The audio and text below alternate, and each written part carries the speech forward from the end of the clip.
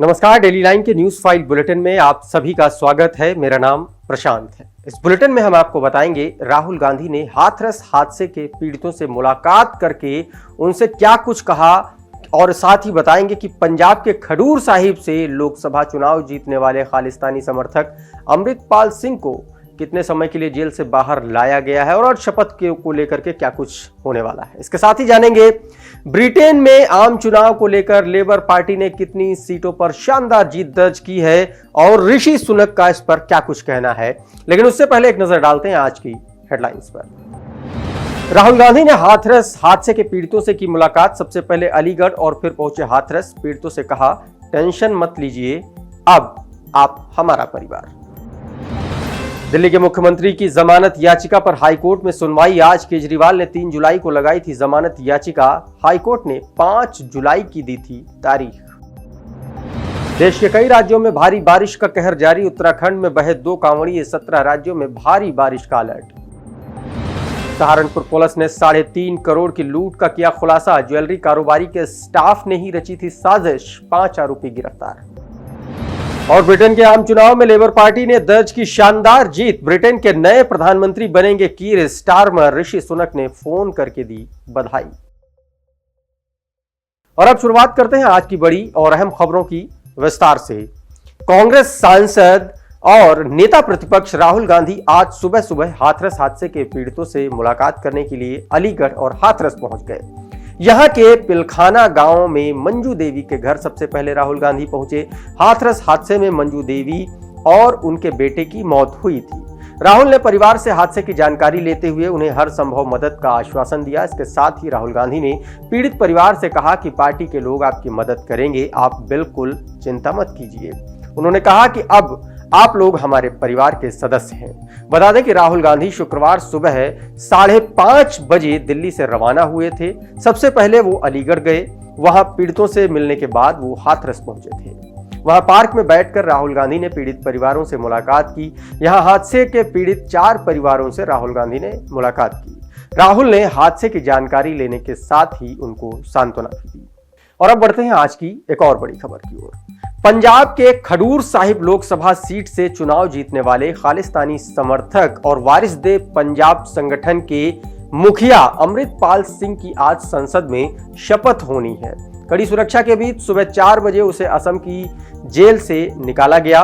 अमृतपाल को एयरबेस से प्लेन से दिल्ली लाया जा रहा है। बता दें कि अमृतपाल को 4 दिन की पैरोल मिली है, लेकिन पुलिस प्रशासन उसे केवल शपथ लेने के लिए ही जेल से बाहर ला रहा है। पैरोल की शर्तों में परिवार से दिल्ली में मुलाकात की मंजूरी दी गई है। इसके लिए अमृतपाल सिंह के माता पिता और चाचा दिल्ली पहुंच गए हैं। हालांकि उन्हें अभी अमृतपाल से मिलने का समय नहीं बताया गया है। वहीं उसकी पत्नी किरणदीप कौर काफी समय से डिब्रूगढ़ में ही रुकी हुई है।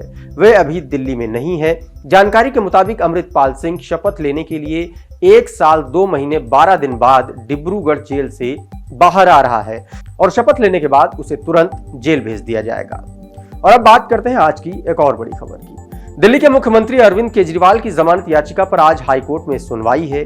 केजरीवाल ने हाईकोर्ट में 3 जुलाई को अपनी जमानत याचिका लगाई थी। इस पर कोर्ट ने 5 जुलाई को सुनवाई की तारीख तय की थी। बता दें कि सीबीआई ने केजरीवाल को शराब नीति में भ्रष्टाचार के केस में 26 जून को गिरफ्तार किया था। वो 12 जुलाई तक न्यायिक हिरासत में हैं। वहीं केजरीवाल शराब नीति से जुड़े मनी लॉन्ड्रिंग मामले में पहले से ही तिहाड़ जेल में बंद थे और वहीं से उनकी सीबीआई ने गिरफ्तारी की थी। और अब बात करते हैं आज की एक और बड़ी खबर की। यूपी के सहारनपुर से लूट का ताजा मामला सामने आया है। यहां मेरठ के एक सराफा कारोबारी के स्टाफ से देर रात 3.5 करोड़ की लूट को अंजाम दिया गया। कर्मचारी सहारनपुर से गाड़ी से मेरठ लौट रहे थे। उनके साथ सोने, हीरे की ज्वेलरी और सामान था। वहीं घटना की सूचना पर नागल पुलिस मौके पर पहुंची और मामले की जांच में जुट गई। इस दौरान पुलिस ने आरोपी और ड्राइवर से कड़ाई से पूछताछ की तो उन्होंने पूरी दास्तान बयान कर दी। जानकारी के मुताबिक सर्राफा कारोबारी के दोनों स्टाफ ने ही अपने रिश्तेदार के साथ मिलकर लूट की साजिश रची थी और इसके बाद पुलिस ने लूट की वारदात में शामिल 5 आरोपियों को गिरफ्तार कर लिया। साथ ही पुलिस ने आरोपियों की निशानदेही पर मेरठ से लूटी गई ज्वेलरी भी बरामद कर ली है। और अब बढ़ते हैं आज की अगली बड़ी खबर की ओर। देश के कई राज्यों में भारी बारिश का कहर जारी है। इस बीच कई राज्यों में बाढ़ की स्थिति बन गई है। उत्तराखंड में गंगोत्री गौमुख ट्रैक पर बना एक लकड़ी का पुल टूट गया, जिसमें दिल्ली के 2 कांवड़िए बह गए। वहीं असम में बाढ़ के चलते 8 लोगों की मौत हो गई है। इसके साथ ही अब तक मरने वालों का आंकड़ा 56 हो गया है। राज्य में 29 जिलों के 21.13 लाख लोग बाढ़ से प्रभावित हैं। दूसरी तरफ मौसम विभाग ने आज 17 राज्यों में भारी बारिश की चेतावनी दी है, जिसमें जम्मू कश्मीर, उत्तराखंड, हिमाचल प्रदेश, पंजाब, उत्तर प्रदेश, बिहार, सिक्किम, पश्चिम बंगाल, अरुणाचल प्रदेश, मणिपुर, मेघालय, असम, नागालैंड, त्रिपुरा, मिजोरम, महाराष्ट्र, गोवा शामिल हैं। इसके अलावा बिहार में 5 पुल भी बह गए हैं, जिसको लेकर के सियासत भी तेज हो गई है। और अब बढ़ते हैं आज की आखिरी बड़ी खबर की ओर। और आखिरी बड़ी खबर ब्रिटेन के आम चुनाव से जुड़ी हुई है।